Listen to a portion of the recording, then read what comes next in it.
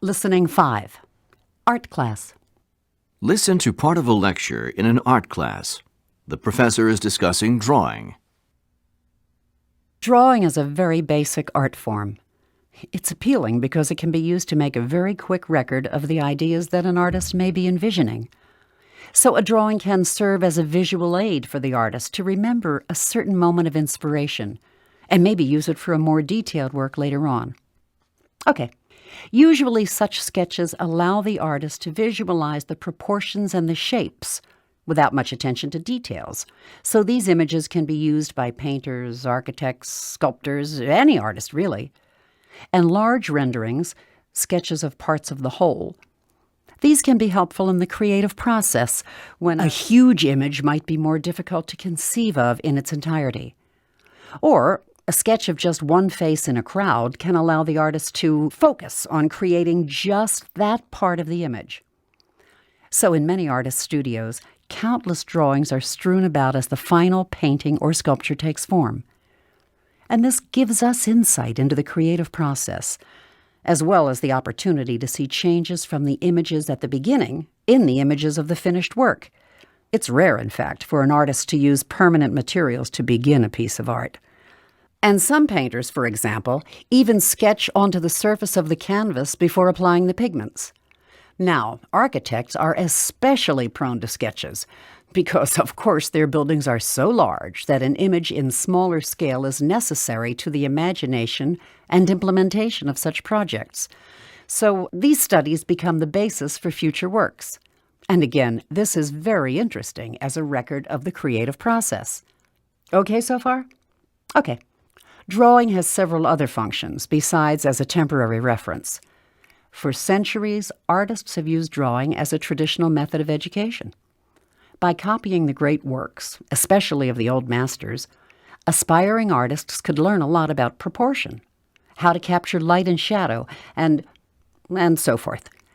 In fact, some artists who later achieve recognition still continue to use this practice to hone their skills, or simply to pay homage to another artist, as is often the case when a work of art originally created in another medium, like a sculpture, when it's recreated in the form of a drawing. Many examples of drawings of Michelangelo's sculptures were recreated by well-known artists. One that comes to mind is The Study of Michelangelo's Bound Slave by Edgar Degas. The original, by Michelangelo, was a marble sculpture that was, about 7 feet in height, but the small drawing was made in a sketch pad. In any case, the study is also considered a masterpiece, on a small scale, of course. So, what additional purposes might be served by the medium of drawing? Well, let's remember that photography is a relatively new art form.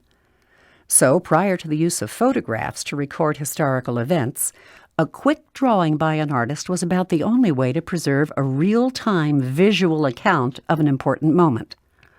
Although a more permanent visual impression might be rendered later, it would be based on memory and not on the artist's actual observation.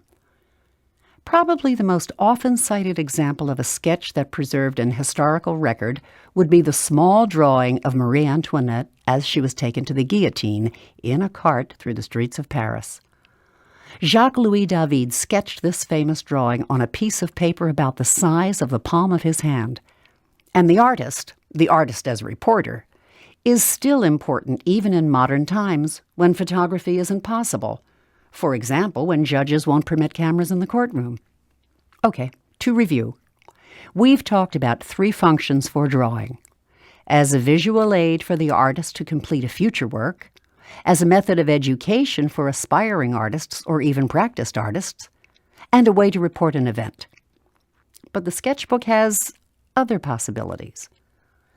Sometimes a drawing is the final execution of the art.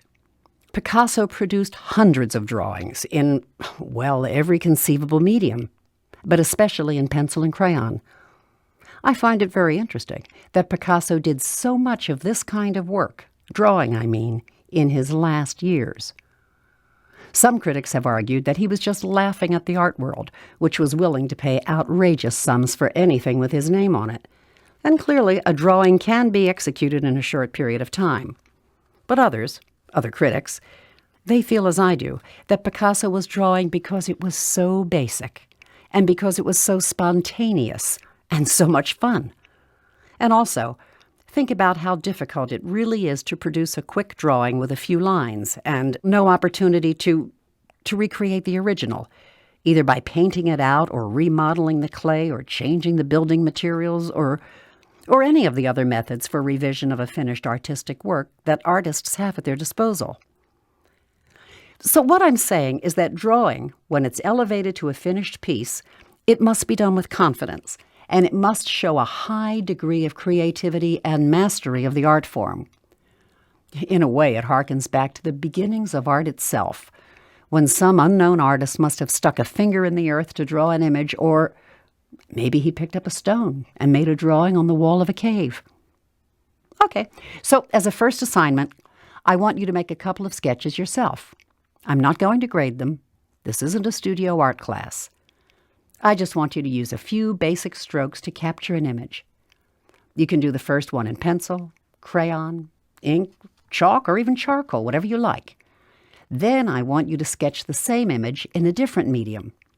So if you do a face in pencil, I want you to do the same face, but in chalk or crayon. Bring them to class next week, and we'll continue our discussion of drawing. But we'll talk more about the materials artists use to produce drawings, and we'll refer to your sketches as examples. 23. What is the lecture mainly about?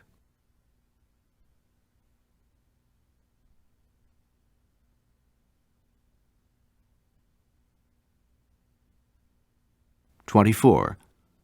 According to the professor, why do architects use sketches?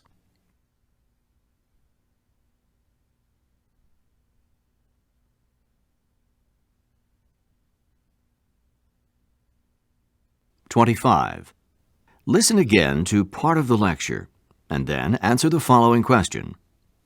So, these studies become the basis for future works. And again, this is very interesting as a record of the creative process. Okay so far? What does the professor mean when she says this?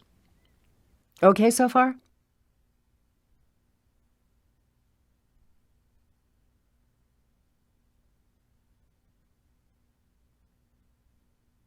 "26.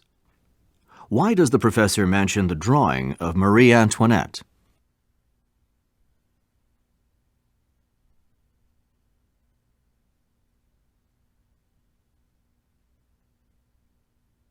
27. What is the professor's opinion of Picasso?